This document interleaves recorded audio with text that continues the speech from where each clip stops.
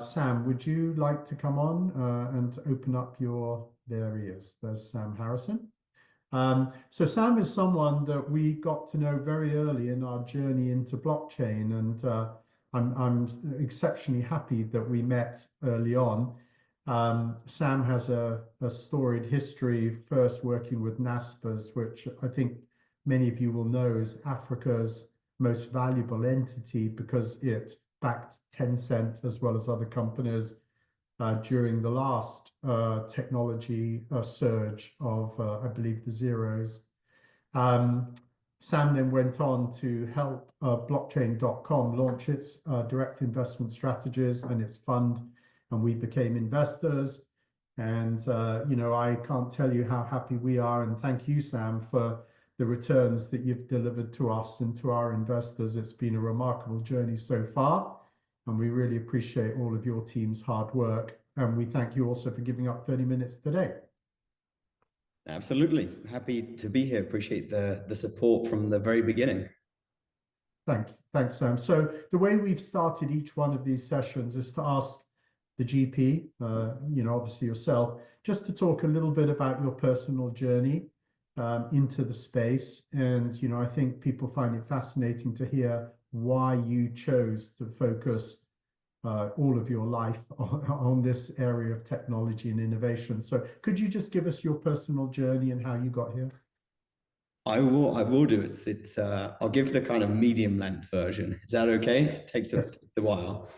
So I think I first discovered Bitcoin I was working at Morgan Stanley in London at the time, and you kind of have to put in the FaceTime and therefore be in the office for a long time. And I read pretty much every article that you could access from their restricted internet.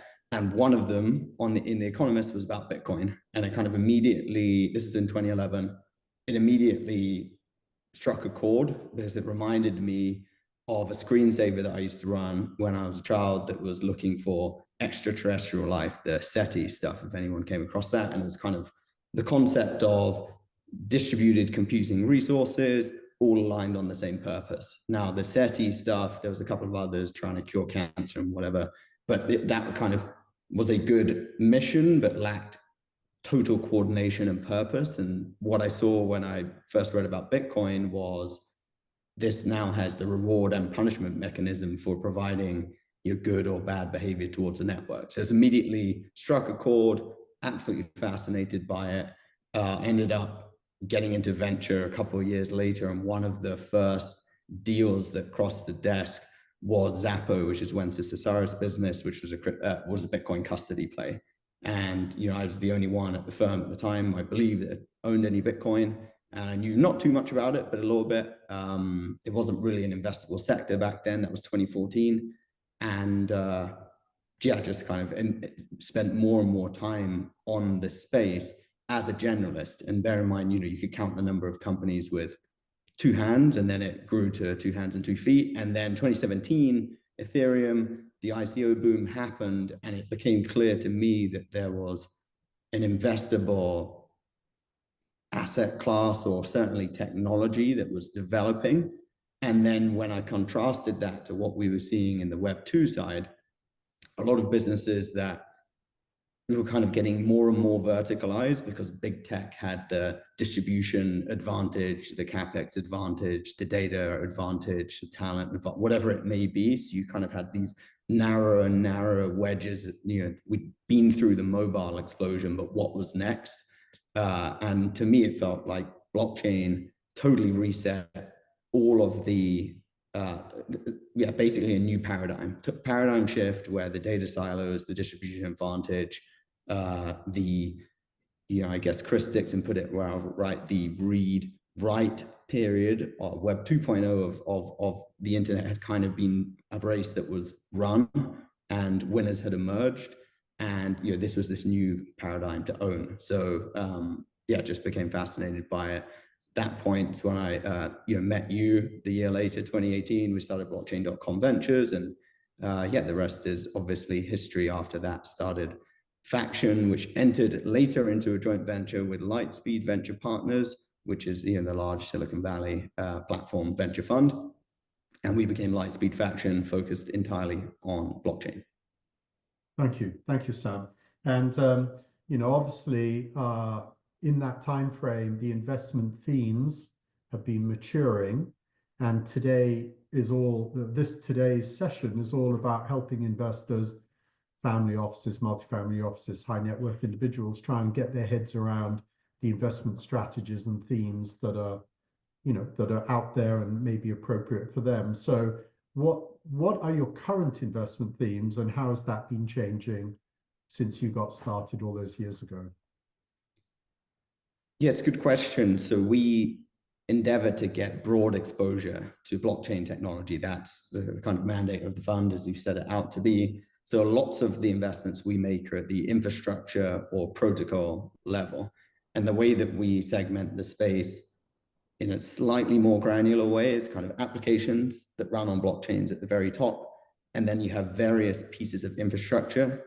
Developer infrastructure makes it easier for developers to build on blockchains. And then consumer infrastructure, things like wallets, exchanges, makes it easier for consumers to use blockchains or abstract away the technology. And then there's this kind of institutional markets infrastructure, which allows funds and businesses to trade, custody, whatever, blockchain, prime brokerage, OTC desks, market makers, they will fall into that camp.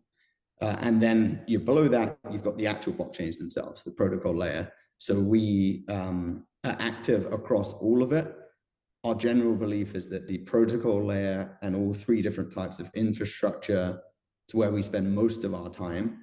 And that's kind of a rising tide lifts all boats phenomenon. The technology's still in its early stages. The entire token market cap, I think we'll get onto it later, but the entire token market cap is worth less than one NVIDIA, less than one Microsoft, less than one Apple. So there's a lot of tailwinds that we've enjoyed for the last 15 years, but we believe those tailwinds are really just getting started. And to benefit from those, we spend a lot of our time investing at the lower parts of the stack. And then, occasionally we will foray up into the application layer, more so these days because the infrastructure is becoming better. It's more complete. Developers are not having to reinvent the wheel every time they want to build an application. The blockchains are fast enough, secure enough, cheap enough, performant enough, essentially, to do some of the higher order use cases. So that enables a larger universe of applications to be successful. And therefore, we spend more time than we ever have there, but it's probably still only 20 to 25% of our time. Got it. Thank you. And, today we've heard other GPs share about some, new or emergent investment themes that they're focusing on. And without leading the witness, I'm curious, is there anything that, is brand new that you're exploring with your teams that you'd like to share in terms of investment areas? I'm probably not going to share the most new areas because there are areas we have not deployed capital, but I think something that I'm sure everybody is excited about and speaking about, an area that we have, I think, successfully deployed capital, is the intersection of blockchain and AI. And that's obviously been absolutely fascinating, almost to combat the extremely large capital requirements of these black box, opaque Web 2 AI businesses. That's one paradigm. And these are kind of, as we've seen, billion-dollar seed rounds, multi-billion-dollar A's and B's, very compute intensive, very data intensive, very hard to compete with. But then you look at the collective intelligence and compute that has been able to be gathered from, for example, the Bitcoin network or the Ethereum network when it was proof of work. And it's actually a really nice counterpoint, almost the yin and yang. This is generally in the Web3 space when we're talking about crypto meets AI. These are open, owned by the community, unbiased, not censored, all of the things that some people may want when they query an AI agent or have an agent do commerce on their behalf. You want a legitimate, not political, fair answer. And it's helpful to understand potentially what has gone into the machine that makes the sausage, not just consume it. So all of those things are possible with blockchain. You can get data sets that weren't possibly available before. For example, healthcare data, financial data, other bits and pieces that you might want to keep private. You can do that. You can take a global model, train it locally, or fine tune it locally, I should say, and you get an AI that understands you, your business, or your objectives better. That's one example. Another is just using the dislocated, kind of totally disparate GPUs that exist in gaming computers and equivalents. There's more out there than all of the supercomputers in the planet.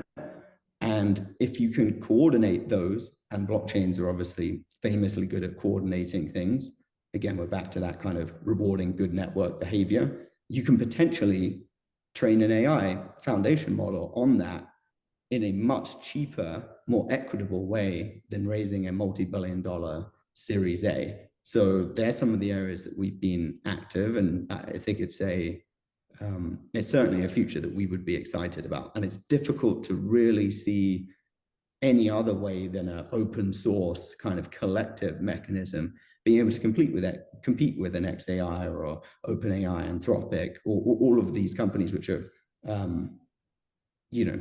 doing a great job through the schema that they use to compete. It's just a totally new paradigm, and that's what's exciting about it. That's really very interesting, and it's, as you say, it has come up already today. Later on today, we have 4 sort of AI/blockchain projects presenting, a couple from Asia. We have Galaxy, Gravity, T54, and Compute Labs, and I think we may have co-invested in one or more of those. Yep, we are in one. Yeah, two. Is it Galaxy and Gravity? Yeah. It's a question that just popped up from an audience member, so let me just answer that question and say yes. Faction and we have co-invested in things together, and you're going to hear about them later on this afternoon. So I won't burn up Sam's time talking about them, because the CEOs of those projects will be here a little bit later. But what I do want to ask Sam to talk about is his unique edge, investment edge. We've been in Silicon Valley a long time, and we know there's 2,000 or more venture capital firms, and most of them destroy value. It's a fact. The top quartile is persistent and gets higher returns, but most venture capital firms do not do that good a job. And one of the secret sources is to get access to the best entrepreneurs and the best opportunities. And that's not as easy as it sounds. So Sam, I know you've built a whole firm and you've got a big team, but what's your edge? How do you get to invest in the opportunities you invest in, and why did they come to you? I think it gets to the heart of why we set Faction or Lightspeed Faction up the way that we did. And the idea was to present to both LPs, but also to entrepreneurs, a platform that was hopefully the best of both worlds. And what I mean by that is Lightspeed's got 25 years of experience scaling companies, taking them public, hiring the best talent, and generating successful returns. They're on their 15th series of funds. So they've been doing this with a strong track record, and they have a large global presence, boots on the ground in Europe, in Israel, across Southeast Asia, as well as the US, and India. So they've been doing this at scale for a long time. They've got the teams that are set up to do it when it comes to talent, when it comes to data science, when it comes to events and marketing. These are all things that they've honed over a very long period of time. So they're great to have. They also have a very large network of companies, just because it's top of mind. For example, the learnings that they have had investing in AI over the last decade or so, it's very difficult for us to get up the learning curve quickly as blockchain experts, or hopefully experts.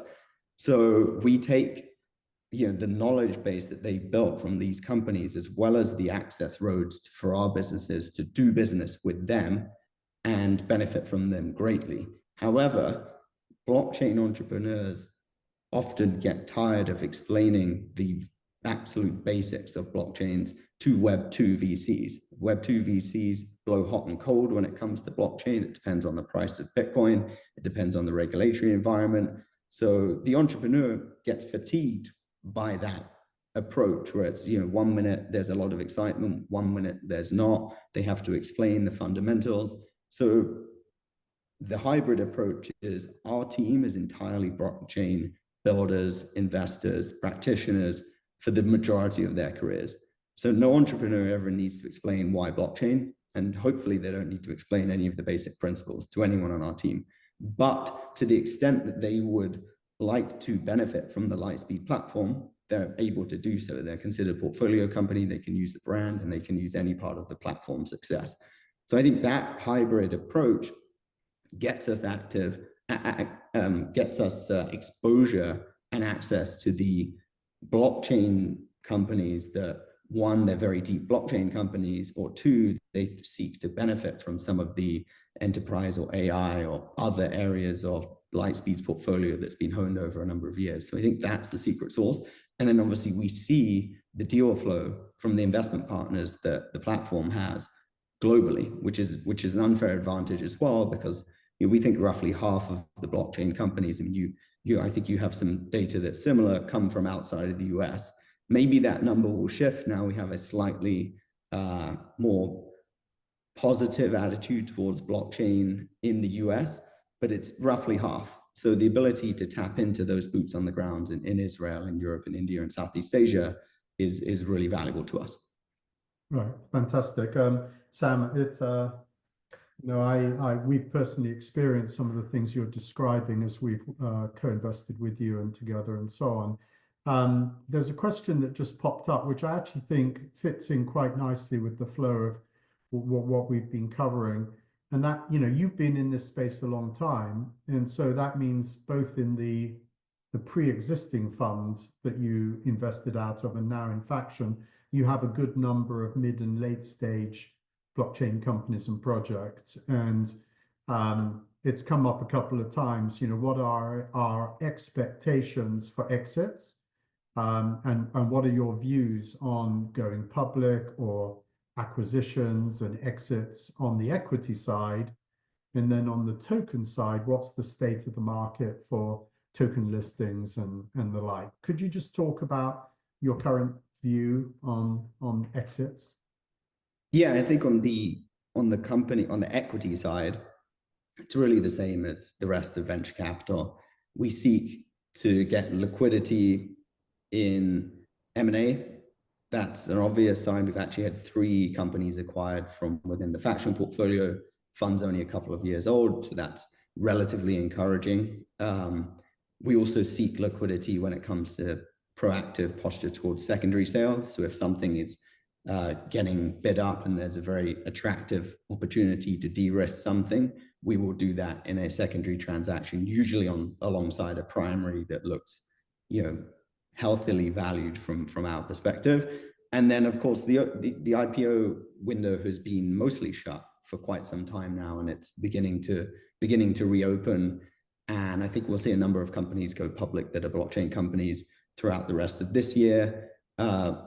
We have actually some in the portfolio that have already begun public plans for that. And then a subsidiary of Amber Group also went public. I think it was last week. The weeks have begun to blend into one now. You know how that goes, but recently. So it's just a subsidiary, but it's now publicly traded. And I think we'll see more of that. So I think we'll have a couple of public market exits across the portfolio in the next few quarters. And we'll see more of that as the regulatory environment, the attitude towards getting exposure to the space has all moved in the right direction. And just generally that, it's dependent on the really the macro as well, right? If the macro takes a shift for the worse, obviously we might see this get delayed, but that's kind of our base case. So that's the companies, very, very similar to venture capital, except for, there's some latent demand for things that are blockchain publicly traded. And we saw that with the rush of money in the ETFs that are not just Bitcoin, digital gold, or Ethereum. They're actually using blockchain technology as a settlement layer or programmable money rail. Whatever that is, that doesn't really exist for the public markets. So I think we'll see demand come for those as the first type of exposure that public market investors can get. Then with the token side, I mean, that's been the benefit of the space. It's kind of this hybrid where you get a lot of the risk management and liquidity profile that you would have from public market investing with tokens that have a much shorter path to liquidity, but venture-like return profile. So, we're talking 2 to 3 year to a liquidity event, which is much longer in venture capital typically. But you see a lot of funds that have generated in your portfolio, they've generated double-digit returns, multiples, not percentages. So that's a really nice way to blend venture capital success case upside with public market investing liquidity. And the token piece, the tokens there's longer lockups for the team and often investors, and I think that's a good thing as the asset class has matured. So it's a little bit longer than it used to be, but it's still much, much faster. And the new tokens are listed obviously every day. So that part's pretty easy to manage risk and to seek liquidity when we need to do so. Yes, I've got a question on each side, but thank you. That was really good. I know that you can't talk about inside information about your portfolio companies, but just for the audience, what are some of the examples of companies that have announced that they're going public? I mean, I'm sure you track the space. There's a variety. Could you share some of the names? Yeah, so obviously Amber, the subsidiary, and then Figure. Figure has publicly begun the process of going public. So yeah, can't mention any more. They're the ones that are out there in the wild. Yeah, and I can mention others that we're aware of. Circle has announced, is in the middle of their process. Alison chairs the audit committee for Kraken and is on their board. They've announced that they're kicking off their process. I could actually keep going, but I think the point is there is an expectation that this IPO window may open and stay open this year and into next, but we can always get a positive or negative surprise on that topic. On the token side, we, a lot of the investors that hang out with us, and some of them are online, were very taken by the Pantera thesis, which was, every cycle kicks off with Bitcoin. And then, about a year later, there's a secondary spike as the altcoins surge. And I'm curious, do you believe that that's going to happen again in this third or fourth go-through cycle? Or has something, changed in a secular way that might make that equation different this time around? Yeah, so I think, first of all, utmost respect for Pantera. It's an investment that I have made in a prior life into them. So I, enjoy working with them, think they're absolutely top quality. I would say that the jury is still out on whether the cycle has definitely historically been the market complexion. Some things have changed. There's many, many more tokens now than there used to be in prior cycles. So the capital kind of gets spread across a much larger universe. And, unfortunately in this cycle, there's the ability to create meme coins with a couple of clicks and no technical expertise has become a thing.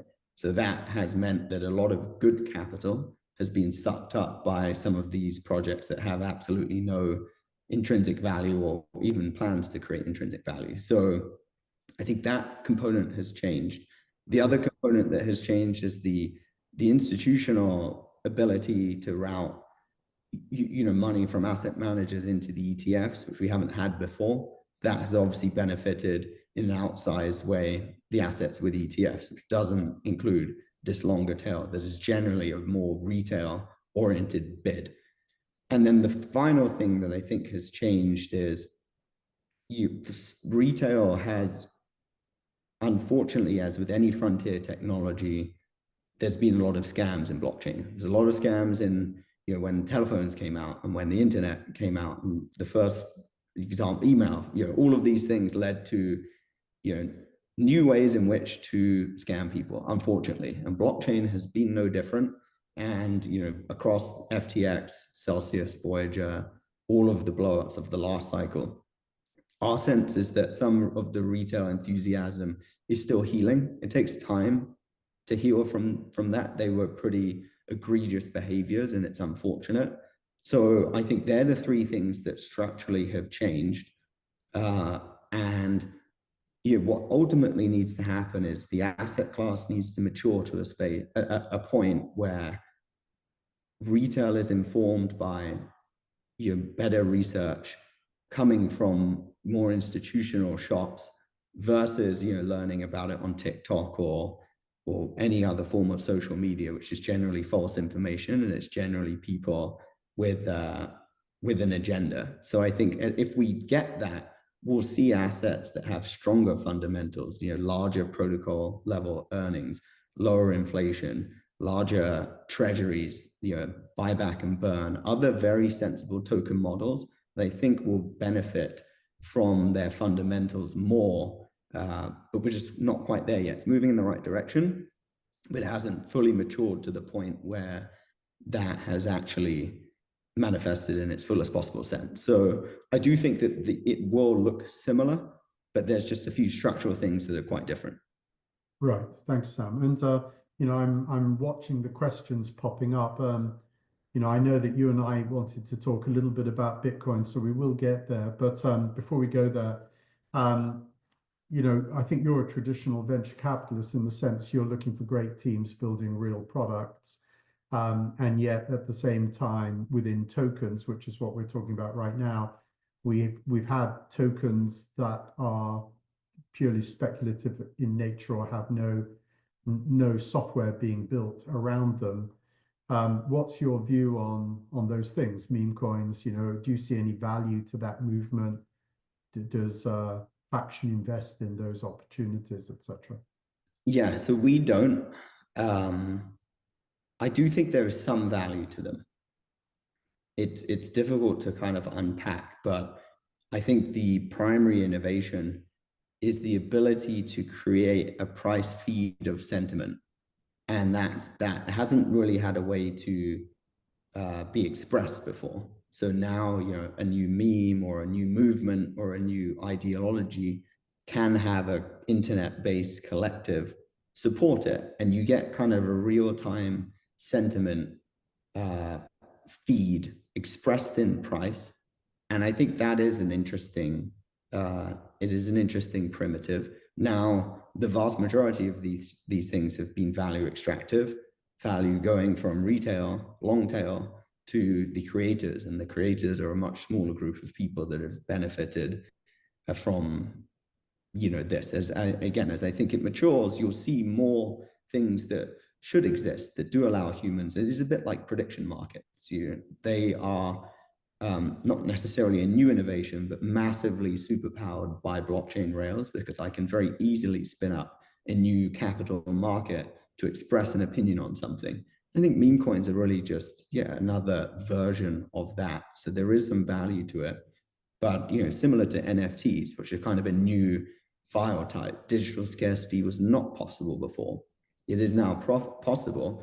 Some really cool things come from that, music, IP royalty, or digital land, or one of one, genuinely valuable art created with provenance with a respected artist. I think it's hard to dispute is that valuable, but obviously a lot of less good quality things came into that space to take advantage of that technical unlock too. So I think meme coins are a different version of that, but and some will be here to stay, and it's an interesting primitive, but it's difficult to, as a venture investor, to really get behind them if they're not going to, and some can evolve too, by the way, if there's enough activity and enough momentum behind that.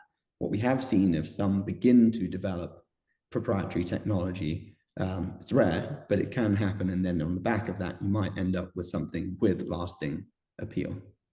Yeah, that's very much our view as well, Sam. So I think you did a really good job then. It's hard to get your head around, but to go to the other extreme and say the only value in the world is financial value, misses the point that in most of our lives, our utility function includes a lot of things that we care a lot about, but actually typically aren't priced in value. You know, if I'm a fan of Taylor Swift, I'm willing to pay a big premium on her t-shirt, and there is no real intrinsic reason why I paid such a large amount for that t-shirt, because you know the other aspects of it, how much did it cost to create, how much did it cost to sell, how warm does it keep me at night, doesn't really change between the Taylor Swift t-shirt and the other one. So I'm paying the premium for something I care a lot about, and that presumably has some value. So Oh, definitely. You've yeah, so actually triggered something that's a core belief of ours, if I may, which is sure. you know, humans are kind of inherently tribal, and we like to collect around, you know, historically it's been physical presence, but now it's become more ideals. And I think if you look at the trust that's placed in governments, nation states, central bank, you name it, big business, any study that I have seen shows a fairly linear downwards trend in trust in the last 50 years, post World War II era, and it's accelerated, if anything. And I think that what has resulted is the desire for humans to gather behind ideals, beliefs, and they're often, you know, there hasn't been a great way to do that with value. You can't just send money to an anonymous bank account and hope it doesn't get stolen, because it's going to get stolen. With a blockchain, you can kind of have transparency around collecting this value. How is it going to be spent? How we, you know, vote on how it's going to be spent, audit how it's going to be spent, collect financial resources and distribute it according to ideals and beliefs. And I think that's a really, you know, the meme coin trend to an extent taps into that, which is like, yeah, you like Taylor Swift and you like the t-shirt, you may like other, you know, people are gathering together and trying to discover new drugs or new formulas for hair loss or lots of different things that near and dear to their heart, and there hasn't been a way to do it, and now they can do it online, and you know, many people trust that process more than, you know, big business or banks or the government's going to do right by me. It gives them, you know, purpose. So it's quite an exciting trend that blockchain isn't obviously connected to, but if you unpack it, I do truly believe that it is. Yes, yes, well said. So, I mean, I think the reason why we haven't been investing directly into meme coins is because of one of the other reasons you mentioned, which is too often the issuer is not doing it for those reasons. They're doing it to simply make a quick killing, and that is caveat emptor. But obviously, we don't want to be participating in those types of situations. We like to back entrepreneurs who are building really valuable things. But the other side of the coin, which has to be said too, is a lot of investors are doing it for pure speculation. They think they can get rich fast. And in a way, I feel like saying caveat emptor to them as well. If they thought that they were in the casino, then they have no reason to cry when they lose their money. I mean, because that was their choice. We just don't, that's not what we're doing. So listen, this has already been really interesting. I'm sure the audience has learned a lot. You and I came into this with a title that we were supposed to talk at least a little bit about blockchain venture v just buy Bitcoin. And the topic, you know, is one that I think we should at least address for a second. So Sam, sort of, you know, speaking to a family office or a multifamily office, what's the case for them participating in blockchain venture? Yeah, it's funny. This was the prepared questions. I have thought about it a lot. Just so many thoughts come to mind. I mean, really, I think the easiest way to pass it is to look at the Bitcoin token dominance, which is about 2/3 of all the token market cap. So, you know, 2.7, 2.8 trillion, of which about 1.7 trillion is Bitcoin. Everything else is every other token, which includes meme coins. It also includes stable coins. If you take out about 250 billion in stable coins, what you're left with is essentially all of the innovation in blockchain. And Bitcoin, as we've touched on, is an amazing store of value, non-sovereign, tamper-proof, fixed supply, not at the whims of politics or the central bank or capital controls. I'm sure you've discussed it all day long, and it's obviously a really elegant solution to those problems. It's not a great great way to pay for things. It's not a great way to have Turing complete code and smart contracts. It's not a great kind of, as being a very early attempt in the space. While simple and elegant and amazing, it doesn't really enable some of the stuff we spoke about AI as an example. Be very difficult, if not impossible, to coordinate something like that using Bitcoin. Enter everything else. And I think that's the opportunity. If you look at Bitcoin, 1.7 trillion, I think gold is about 12 now. It's gone up a lot. So there's a gap there, and it's kind of digital gold, non-sovereign Bitcoin, 1.7 to kind of 12 as actual physical gold. That's the trade as we see it. And as kind of the generational shift happens, the largest wealth transfer in history from a kind of the older generation now, which generally did very well off real estate and other various different stock market appreciation, that money is inherited by the younger, more digitally savvy folks. We are fairly confident that more and more of that money finds its way from gold into Bitcoin. It's also easier to send. It has a bunch of other properties that make a lot of sense. They're not mining anymore. We know it's 21 million minus whatever's been left. There's never going to be a single Bitcoin more than that. So that's great. Everything else, I think you'd say the comparison is like that 750 billion probably compares to about 150 trillion of like global equities, which is all of the various different innovation that's happening across all of these companies. And that, it's actually a much higher multiple. But, the 1.7 to 12, and now we're talking about 750 to, 0.75 to over 150. It's a really big gap there, and it's a risk return thing. Crypto venture is going to probably be more risky than just buying Bitcoin and an ETF at this point. Bitcoin is a fairly mature asset class. It's very liquid. You're going to trade off that for less liquidity, more liquid than venture, but less liquidity than a Bitcoin ETF for higher returns. If you believe in the future having more use for blockchains as coordination, stablecoin payments, like the bridge Stripe deal is like a really good example. Any of the stuff we touched on AI, the Ethereum and Solana kind of world computers, smart contracts, code replacing offline trust and paper contracts. These are all things that we can spend a lot of time thinking about, but that's the bet. You're betting on the future that this is a useful technology for things beyond store of value. And you're going to do it with a venture investment because you say there are a lot of scams, there are a lot of things that don't make sense, and the ability for a venture fund, especially a platform fund, to access the best team, spend time with them, really learn what they're building. And it becomes very easy to, avoid the obvious fails and scams when you spend time with people and really do tech DD on what are they building? Is there actually something there? Speak to the customer set, all of the things that you'd probably never do as an investor or an allocator. If you weren't specializing in the space and spending all of your time there, that's the bet. You do that, you avoid the brain damage, you get exposure to this piece that's still early, still the early kind of, early internet era, 1990s, early 2000s. Get in there and avoid the hassle of actually doing it. Yeah, well said, Sam, and I appreciate all of that. That was a pretty sophisticated answer. I mean, the only thing I would add to it is for most of the people on the line, they have almost 100% of their assets in other asset classes. And no one's asking them to put 100% into Bitcoin. We're certainly not. But I think blockchain venture, in addition to everything you just said, can pretty much make a compelling story that it can beat every other asset class they're in.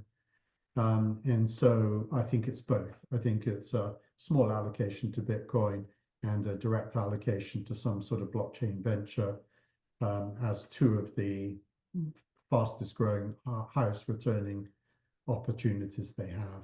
And I'm sure you'd agree with that. So listen, I promised to get you out at 3:30 and I'm a little bit over. We're very excited to be LPs in your fund. We've told you that we want to be in your next fund. I know you're not quite ready to launch that.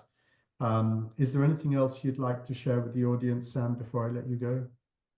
No, nothing from my side. We're gonna keep doing what we have been doing for quite a long time now. And if anyone has interesting projects that they know about that are looking to fundraise, we're obviously always looking for the best opportunities. So if you would like to reach out to us, obviously do so on Twitter, or it's probably the best way, or via Matthew. That would be amazing. We appreciate any referrals for quality people that in the space that are looking to raise capital. Great. So thank you, Sam. I'll let you go and I'll pick off some of the questions that came in whilst you and I were speaking, but thank you very much.